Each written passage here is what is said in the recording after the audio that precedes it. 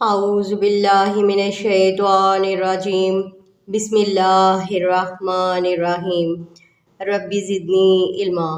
آج ہم کر رہے ہیں کہانی شیر کا گھر۔ جنگل سے کچھ فاصلے پر ایک گاؤں آباد تھا۔ گاؤں کے لوگ محنتی اور جفاکش تھے۔ گاؤں سے جنگل کی طرف جاتے ہوئے راستے میں ایک نہر تھی جو سارا سال بہتی رہتی تھی۔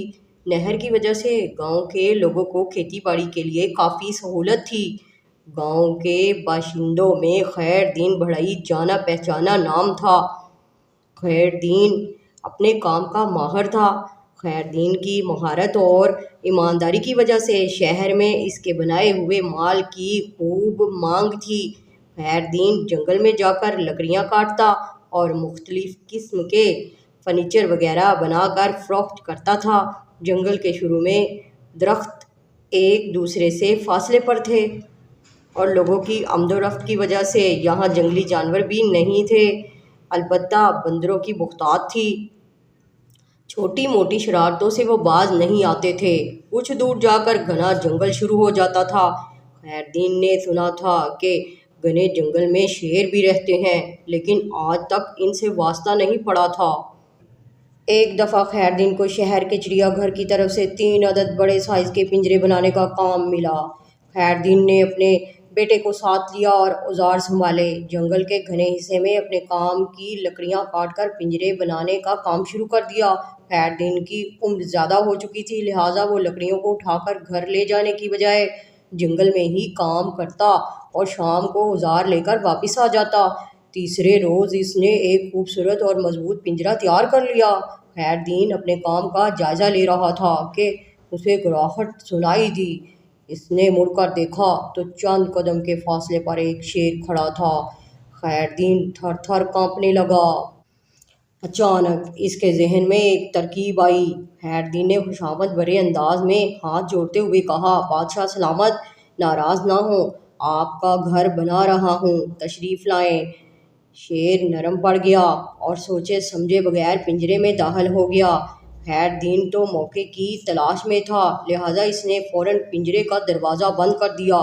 خیر دین نے اپنے بیٹے سے کہا کہ پانی گرم کرو۔ جب پانی گرم ہو گیا تو خیر دین بڑھئی نے شیر پر ڈالنا شروع کر دیا۔ شیر کا بدن گرم پانی سے جھلس گیا۔ جب خیر دین نے دیکھا کہ شیر ادموا ہو گیا ہے تو اس نے پنجرے کا دروازہ کھول دیا۔ شیر بدحواس ہو کر باہر نکلا اور تیزی سے بھاگ گیا۔ خیر دین بڑھئی دوبارہ اپنے کام میں مصروف ہو گیا۔ کچھ ہی دیر گزری تھی کہ شیر اپنے ساتھ مزید 2 شیر لے کر آتا دکھائی دیا۔ خیر دین اور اس کا بیٹا خوفزدہ ہو کر فوراً قریبی درخت پر چڑھ گئے۔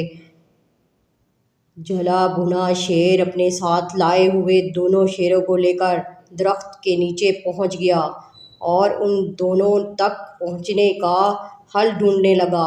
آخرکار جلا ہوا شیر نیچے کھڑا ہوا اور باقی دونوں شیر اوپر تلے اس کے اوپر کھڑے ہو گئے۔ اس طریقہ کار سے وہ بڑھئی کے کافی قریب پہنچ گئے۔ خیر دین بڑھئی کی جان پر بنی ہوئی تھی۔ اس کے ذہن میں ایک ترکیب آئی۔ وہ ایک دم چلا کر بولا، گرم پانی لاؤ۔